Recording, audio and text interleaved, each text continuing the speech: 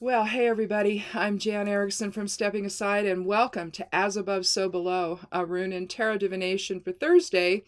What are we here? The 27th day of April, 2023. Well, I hope everyone's doing well. I hope you've been able to get out and enjoy the weather if you've got some good weather. We've had some good weather the last few days. I think it's supposed to get close to 80 this week. It was 77 yesterday here, so had to turn on the air conditioning for the first time because I got warm and it was just, I could, the window being open wasn't doing it for me. So anyway, let's see. If I need to tell anybody anything, I don't. This is Thursday, so I guess look for the stuff to come out on the blog over at Stepping Aside on Sunday.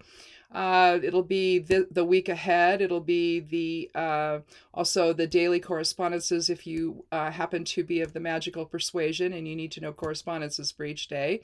I do that. Both astrological and magical, just general, general correspondences like resins and crystals and things like that. But the rest of it is, we've got high pollen here too, so you can see my voice is a mess. My throat's a mess from it all. But anyway, there's those two posts that come out, and then I'm also doing an Exploring Tarot series. I'm still working on the rune book, and so hopefully I'll get that done here. I don't know. We'll see. We'll see what happens there, and I'll tell you more about that though as that happens. But let's see, I guess that's all I need to talk about there. Check out my writing over on Substack, Medium, and Patreon. I'm also over there. Otherwise, the website address, if you click on more under the video, a little box will open and you'll see the website address there, but it's the website. The website's called Stepping Aside, and the address, this whole address is HTTPS, and make sure you get the S in there. Let's see, :// and then www.imsteppingaside.com. I am steppingaside.com. So not I am, it's just I am. There's no apostrophe in a web address. So anyway, if I could have just gotten steppingaside.com, I would have done it, but they didn't have it. I don't know. It wasn't available. So, and that would have been so much easier, but it is what it is. But like I say, if you forget, click on more and it'll open that little window and you'll see that there. And just scroll down. There's I write some stuff about what this is about. And then down below all that, I have some links to the social media places I'm at. So with that, let's go ahead and get started. If this is your first time here, welcome. I appreciate it that you've come by to check this out, and I hope you'll come back again and join everyone here and click subscribe. I'd love you to do that.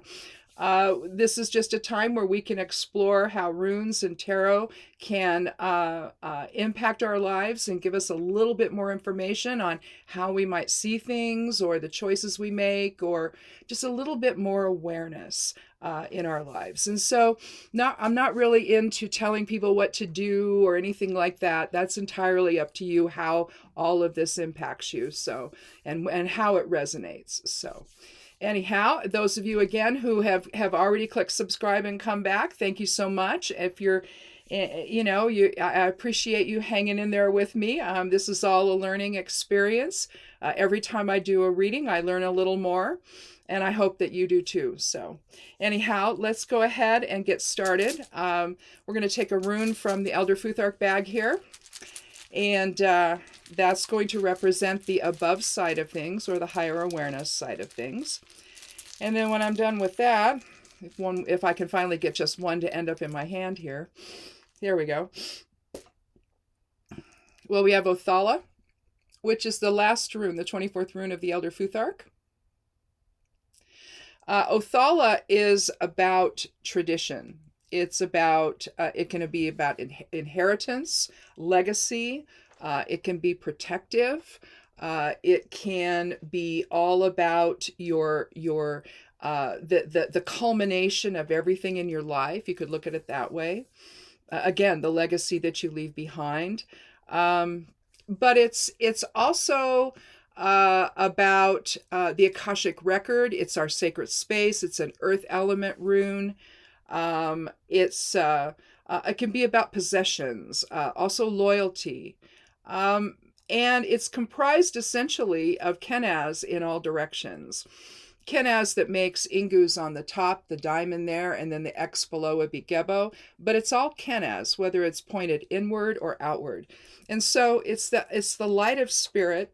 It's your spiritual awareness.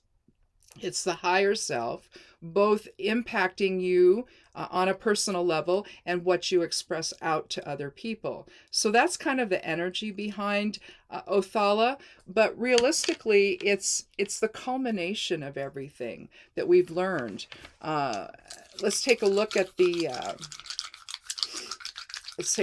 geomancy runes, and for them, I lay down 4 elemental runes. There's a single dot on one side and 2 dots on the other, and then I put it in the order of fire, air, water, and earth. Let's see, what is this one? That's fire. Okay, so we're looking at Fortuna Major. We've got 2 for fire, 2 for air, 1 for water, and 1 for earth. And that would end up being Fortuna Major. Let's see if we can find that in the bowl here. That's Fortuna Minor, which we can use if we want to, but I don't want to. I had these out in the living room. There it is. And I dropped one on the floor, and I had a heck of a time finding it. Fortuna Major is about greater fortune. Its complement would be Fortuna Minor, which is lesser fortune. This would be more of a progressive success. This would be like the windfall or the paycheck. It can also have nothing at all to do with finances or money. How we view our spiritual fortune, or maybe our greatest fortune is our children or our grandchildren, or something that we've created in our lives. Maybe you're a really good gardener, or something like that, or you do things for people. Maybe your greatest fortune is your ability to be present for other people in their lives. So greater fortune could mean a lot of different things. And in terms of legacy, though, in terms of Othala, it could be what it is you transfer on to your family, to your children. Or the legacy you leave behind in a job. If you were someone that had a great impact in the job you were in, and you moved on to something else, or you retired, or what have you, you made a change of some kind and you're no longer there, your legacy, your greater fortune is what you leave behind for all the people you used to work for. But let's just see what the cards have to say. It could have to do with money. It could have to do with finances. Let's go ahead and shuffle just a little bit more. For those of you who haven't been here before, I have a little ritual I do before every time I do a reading. And it involves spending some time shuffling and just getting into that, being present in that experience of shuffling the cards and visualizing all of that as well. And then I also make use of a tuning fork that's tuned to the third eye frequency, and that tends to open up the chakras, particularly the crown and the third eye. I also run it over the throat, so hopefully I can be somewhat eloquent in what I'm saying here. Hopefully that happens. Sometimes it's like I'm grasping for words and I'm not really sure how to say something, but hopefully it comes across eloquently. Let's go ahead and cut the cards. But that's what that's all about. Some people have other rituals, and some people, well, this is just a court extravaganza. But anyway, some people have other rituals. They might meditate or what have you, but I just like to do it this way. It seems to be more of a, tangible kind of thing for me to do both. Anyway, which is kind of weird to think about frequencies as being tangible, but they are. So anyway, we have 2 pages and a knight. And we also have a page from the suit of cups, page of swords, and the knight of wands. So we've got, let's see, the water element with cups. We've got the air element with swords, and the fire element with wands.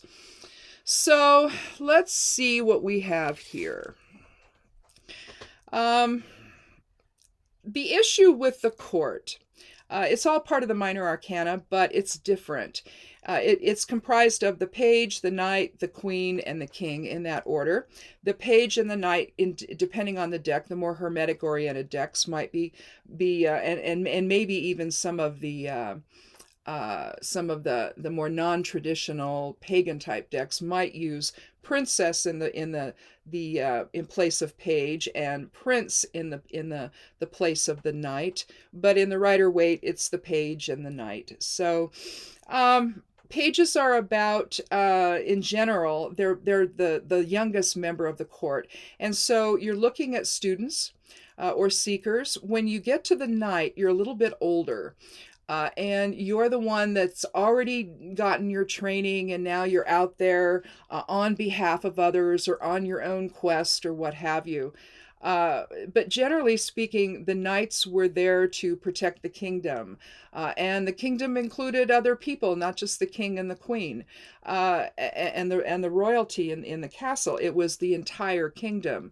And so maybe that would be on behalf of the king. Maybe they wouldn't be very good people. They would be out, taking money from people, collecting taxes and things like that. They might be doing something like that. But generally speaking, when I see a knight in a reading, I don't think of them as a negative. I think of them as a positive. Now, the court can either represent the individuals on the cards, so a youthful person here, that's with the Page of Cups, and this would be the Page of Swords, somebody youthful. And this could represent somebody a little bit older as the knight. Or it could represent the qualities of the cards therein. And so let's take a look at, in terms of legacy and transferring legacy, or the legacy you might leave behind.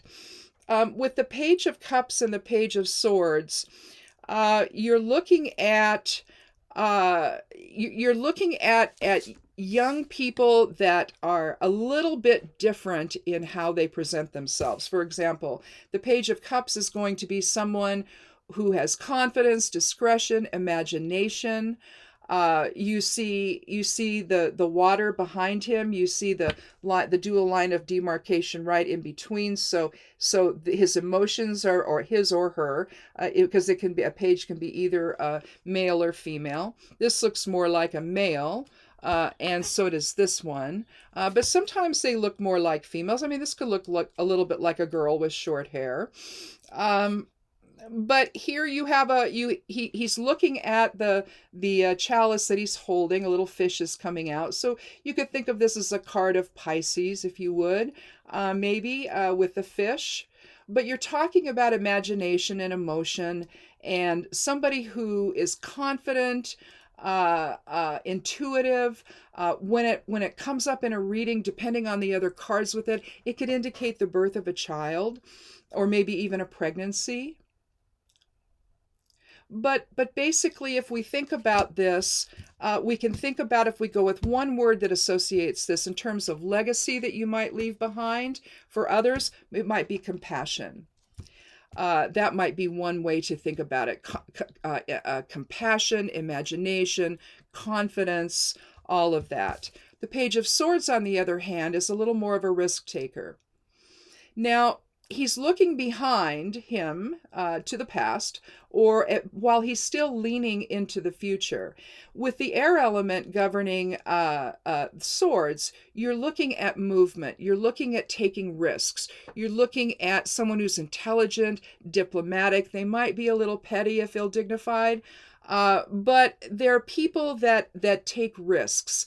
He's got a little bit of an eye to the past, and so maybe he's bringing forth all the things that he's learned from childhood and all of his studies and whatnot, and he's willing to move into the future with all of that information. He's basically, you can see the wind is kind of you can see the wind here evidenced on the trees blowing this way. I have to ever do everything backwards like a weather person. I don't know. I'm not very good at that. You see the birds up ahead, almost in a lasso or something fashion. Kind of like you've got like a circle. It's like a rope when you're going to lasso something. And you see the clouds are literally moving. You can see the billowy clouds, well, moving in that direction. And the ground almost moves under his feet, doesn't it? So the Page of Swords could be a student who's learning new ideas, but he's somebody that is talented and vigilant and intelligent, but he's somebody who's willing to take risks. So in terms of the legacy then that you leave behind, compassion, intelligence, taking risks, with information though. Swords is also about the intellect, and so you're looking at all of what you've learned, the body of information that you've learned. And so with that information, you're willing to take a risk that goes into the future. Now, the Knight of Wands, again, on a quest, but it's more spiritual in nature because you see the 3 pyramids right there. He's not in any kind of a battle or anything because his visor's up. If his visor were down, then that might mean that there's a challenge that's happening of some kind. The horse is rearing up there. They're ready to go. He's got his either his staff or his club. You can't tell if it goes down further, but it could be a staff instead of just a club. Either can represent the suit of wands, but wands is the fire element. This is a very dynamic individual. He's on a quest. He's being protective, protecting what he owns, protecting what he has. But he sees opportunity where maybe someone else doesn't. He's also adventurous. He's passionate.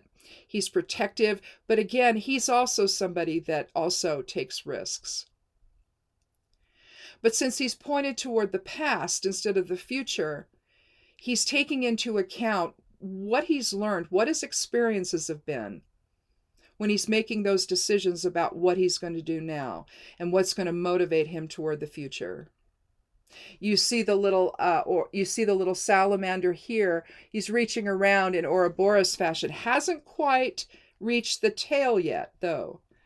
So there's still things to be done, basically. The sense of completeness when you see the Ouroboros, where the snake or the salamanders reaching around and grabbing their tail and making a circle out of it. You'll see that quite a bit in the Rider-Waite.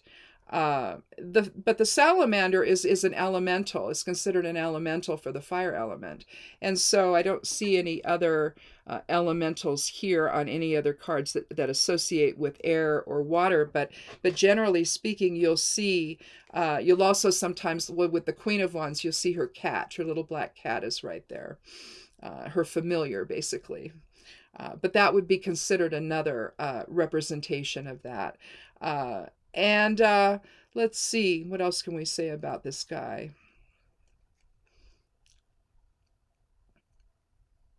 Mostly, I think that he's on some kind of spiritual quest, which would that would then indicate that what you're passing on to people. And I'm gonna add something to that mix of legacy in just a second after I say this. What you're passing on to others is, again, compassion, intuition, imagination. But with the Knight and the Page, you're also passing on the ability to understand what risk is, what risk you can take. With the Knight of Wands, the risk that you take needs to come from higher awareness, to understand the bigger picture of things before you then leap into the fray and decide to do something else. Or the opportunity that you choose. Say, for example, this is a job that you've left and you're leaving this legacy behind, and you were the boss, or you were the supervisor or something of a group of people. You've basically taught them in a way to look upon things in a way that adapts. The Page of Cups could be someone who adapts, that doesn't want to get caught up in the conflict of things, that wants to move around things. The water element moves around things. The other is that you're willing to discover new ideas and to take a risk with those ideas if it seems reasonable to do so. So there's a level of reason there that you're leaving for other people. And then with the Knight of Wands, understanding that whatever you choose to do, whatever you're motivated to do, needs to come from higher awareness and not from some ego reactive type of response. And so that's the legacy that you then leave behind for others, in your life, in your family, in your work, what have you. But it's also what we leave behind every time we meet someone, every time we come into contact with someone, every time we talk on social media, every time we interact in an email, any time we interact in any way with anybody, you leave behind something of yourself, some impression of yourself. And so what kind of impression do you want to leave for others? Do you want to be like the congresswoman yesterday, who is telling somebody I'm not sure who it was that she was saying this to, uh, but I know that the national education lady was there also on the panel, but I think there might have been other people there. I don't know if she was talking to her, but basically telling her that if you have adopted a child, you're not a real mother. If you are a stepmother, you're not a real mother. It's like, is that the legacy, that kind of legacy of vileness you want to leave with people? Or would you want to be somebody that praised somebody for being a step parent or an adoptive parent, whether you're a mother or a father in that situation? What kind of a legacy do you leave every time you leave someone, every time you end an interaction? What kind of message are you sending out there in the world? Is it one of love and harmony and higher awareness, or are you just going to leave a message for somebody that is, and an impression on somebody that you're this vile individual? And I realize I'm going to extremes here, but I was just so appalled by what I heard her say. It was just astonishing that anybody could say something like this to anybody. It just blew me away, and I'm still blown away by it. But again, Othala is not just at the end of things, at the end of your life. It's every single day of your life. What kind of a message are you conveying to others about who you are? And what kind of lessons do you leave? What kind of example do you set? In the case of the Page of Cups, it would be someone who is offering compassion to other people and understanding. With the Page of Swords, it's somebody who's willing to offer facts and information and truth to somebody, and be willing to say, this might be a risk you want to take. It could, if you do, let's examine the possibilities of what will happen if you do, to be that kind of an influence on somebody who demonstrates that you don't just jump in feet first, you get a little information about things, and then weigh out that's the idea of swords, weighing things out. You see that in the Two of Swords. You see that in really any of the two cards, where you're weighing things out and making a decision about something. But doing it from the standpoint of information, and not just, oh, geez, I think I'm going to do that, looks good, and I'm going to go jump in feet first, only later to find out, well, boy, if I just would have researched a little bit, I would have known that I cannot jump into that lake because it's filled with piranha, you see what I'm saying? And so that's where swords comes in here. But then with the knight, being able to take what you've learned here through with the page, takes with those two page cards, with both the Page of Cups and the Page of Swords, and taking that understanding, taking that information, being willing to take that risk, and then moving on with the knight in terms of what's going to motivate you. Is it going to be higher awareness? Is it going to be something on behalf of other people that will truly benefit people? Or is it something where you're just, I think I'm going to go pillage that town over there. You see, that's because that's what sometimes knights did, right? On behalf of the king, they would go pillage and plunder and do what they do, right? But I don't like to really see the knight that way. But if you look at at that in terms of an ego response, well, is your ego guiding what you're going to do, or is some kind of higher awareness, is that what's going to govern the choices that you make, based on what you've learned in both page cards, in terms of the Page of Cups and in terms of understanding and compassion and all of that, and intuition, and Page of Swords with that's one side of that. That's the emotional side, and then with the Page of Swords, that's the intellectual side. Balancing those two, so that you can then go on and get maybe act in a way that others can look at you and take some kind of wisdom from it. What do you want to convey, in other words, to other people? What kind of legacy do you want to convey, that will then give greater fortune? Do you want to embody the greater fortune in your life, where you're looking at it from that standpoint of, how can I make my biggest impact on people? Do you want to be the woman yesterday, the congresswoman who was vile, or do you want to be, someone who is willing to be there for others and show the support with the Page of Cups, to give advice that and to help them examine something in some kind of a strategic way, to learn to do that? Is that the message you want to convey to other people, in a way that actually helps them in the long run, instead of creates more challenges? Because let's face it, when the ego gets involved, that's what happens. You end up with a lot of challenges that maybe you didn't anticipate and you're not too sure how to handle, right? So how you live your life can just be your immediate legacy that you leave behind. So again, I think probably what this has to do with is more the present moment awareness than in terms of necessarily what you're leaving behind for other people when you go in some fashion.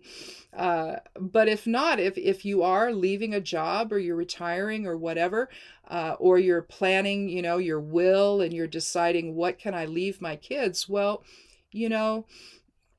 it's you that they're going to miss. It isn't going to be the money or the possessions or anything like that. At the end of the day, those can all, dissipate. But what they needed was you. And so who you are is your greatest legacy. So I don't know.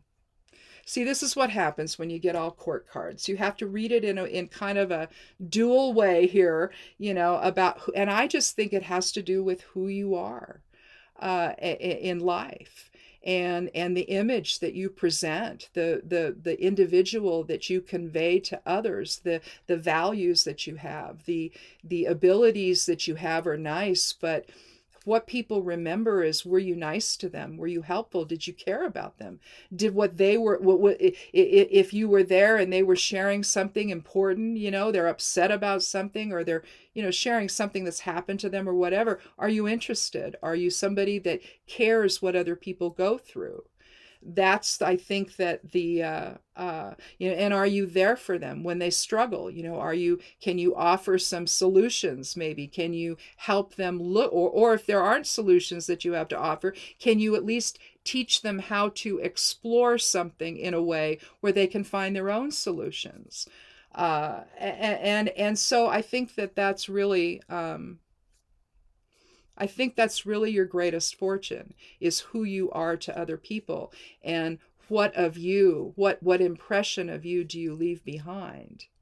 How will they remember you? Even just, if you were at the grocery store, how will they remember your behavior there? Are you helpful? Are you nice? Are you pleasant? Or do you walk around, and push your way through and interrupt and make people move out of your way? See, it's that, it depends on how you want to present yourself as to what you leave behind in their memory of you. So I know that's kind of a strange way to look at the court cards, but with Othala and Fortuna Major, I don't know how we can do it any other way. So I think that's it. This is just I think this is a reading where you consider some things.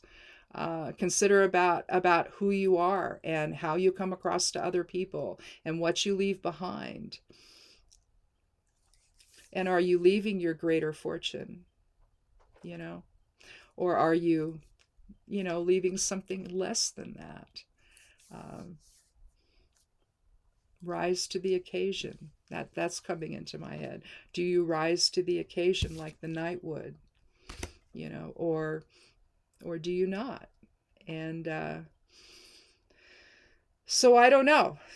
I think this is just one of those strange little readings where I think this is just food for thought. Unless you're somebody that is actually doing some kind of a transition here from one stage of life to another, and you're addressing those kinds of issues and you're thinking about them. I remember my father-in-law. He said to me one time, he says, I look at my life and I didn't do anything. So I started listing all the things that he did.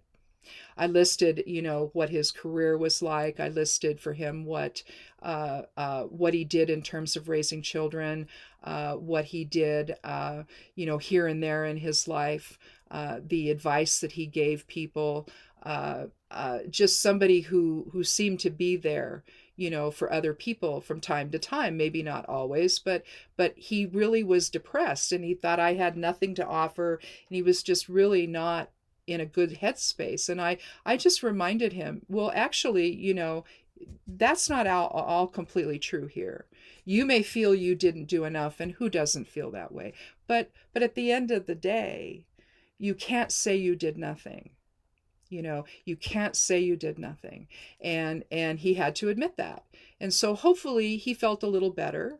I don't know if he did or he didn't, but I just couldn't listen to that. He just was just wrong. He had challenges in his life at times, and so maybe he was thinking about those things, and it just sort of wiped out everything else he ever did.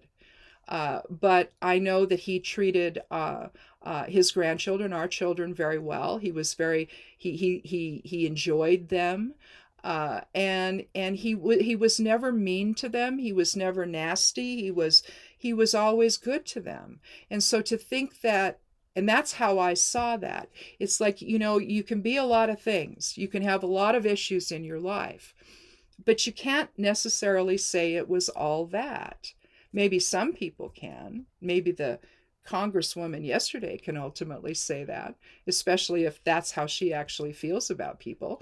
Well, but maybe not. Maybe even in her life there's some good things that she's done that have impacted people in a positive way. So, again, we can make a conscious choice as to what that looks like. And if things are not the way you want them to be, then start thinking about that and decide to make your legacy something else. You always choose. It's never carved in stone. Just like the Congresswoman yesterday could find her heart at some point, that she has one, and employ that a little bit more, and maybe she'd be a better person, or at least appear to be, right? But again, court cards. They're fun and they're not fun. So anyway, thanks for watching.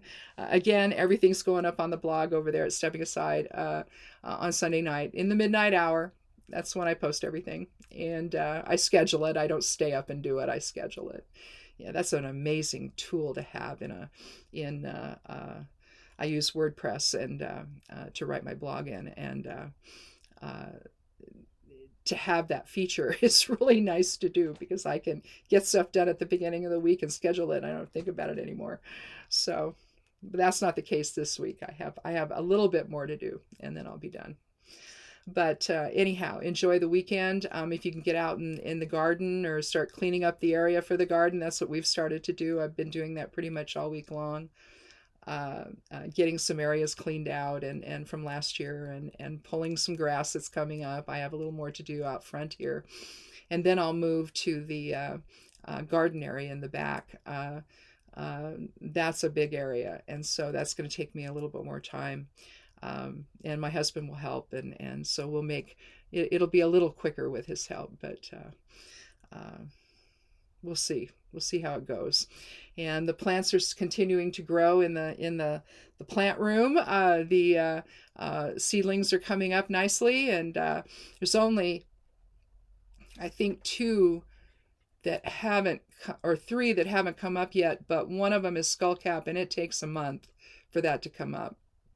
They're little tiny seeds, but they're really hard, and I don't know why it takes that long, but maybe that's why.